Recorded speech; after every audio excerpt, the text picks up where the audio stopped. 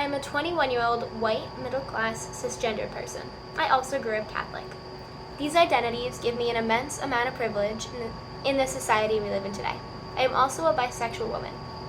These identities are less privileged on their own, but when combined with other aspects of my life, this is also the case. For example, being Catholic, I grew up celebrating my holidays in school and having these days off. Not everyone has this experience, and often students miss school for their religious practices. Students may get behind in work as a result, and this can negatively impact their academic and emotional health. I recognize the large amount of privilege I have in this way. At the same time, the interaction between my faith and sexuality has lessened this privilege in certain areas. I've been told by leaders of my faith that I am unwelcome to practice or even attend church in a certain congregation due to being open about my sexual orientation. My privilege and experience in life, both positive and negative, has had an impact on how I view myself and the world around me. I view myself as a feminist. After taking time to read and think about the different types of feminism, I feel that I do not fit squarely into one, rather that I fit into aspects of many. The text defined feminism as a movement to end sexism, sexist exploitation, and oppression. Reading about the types of feminism, it is clear that there is a common goal.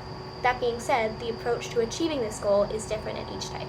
I do not identify squarely with one type, rather I agree with aspects of many, specifically liberal, cultural, and queer feminism.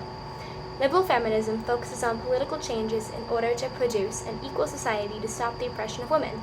I agree that large-scale changes need to be made politically, such as requiring employees to allow for extended maternity leave. Without this change, women are forced to make a choice between having a family or a career, an expectation that is not put onto men who do not have the same societal pressure to be homemakers, and they carry less of the burden of child-rearing. I also agree with liberal feminism's theory that women and men are more similar than they are different. Leveling the playing field through large-scale structural changes could decrease the oppression women face. That being said, the liberal feminist approach on its own is not enough. A political change without changing attitudes will not get you very far.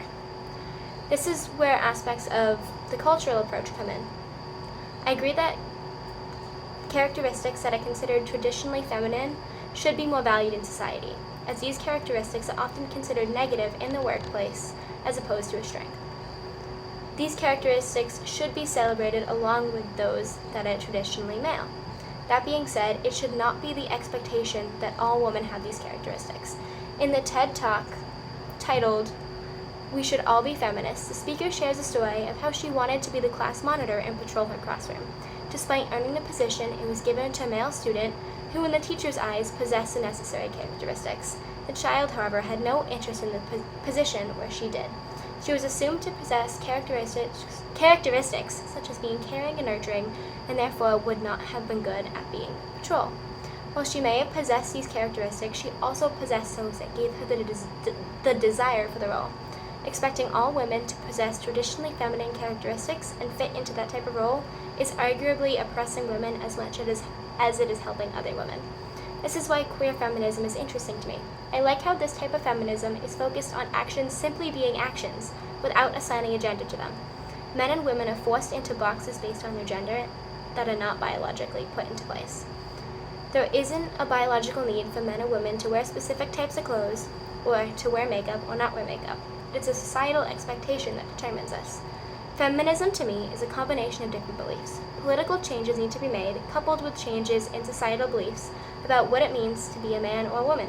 The combination of these will help stop the oppression of women in society.